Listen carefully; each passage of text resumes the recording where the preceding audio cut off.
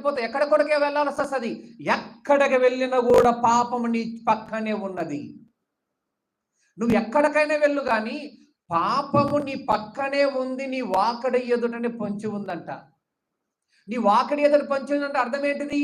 నీ దేహమనే తలుపు యొద్ద పాపము పొంచి ఉన్నది, పొంచి ఉన్నది. మనం అనుకుంటాను అలా పాపం లేదు. నిరంతరం పాపము నీ వెంటాలే ఉంటుంది. నీవు పాపం నీ వెనకాల ఉంటున్నప్పుడు ఆ పాపం అంటించనివ్వకుండా నీ దేహాన్ని పవిత్రపరచుకున్నావు అనుకోండి, నీవు నెంబర్ 1.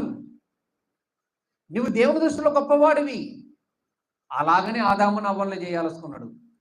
నేను ఒకసారి వీళ్ళని పరిశీలిస్తా, వీరి దేహాలకు పాపం అంటించనివ్వకుండా పవిత్రంగా ఉంటారో మన ఆలోచించండి దేవుడు. కానీ చివరికి వాళ్ళు ఫెయిల్ అయిపోయింది.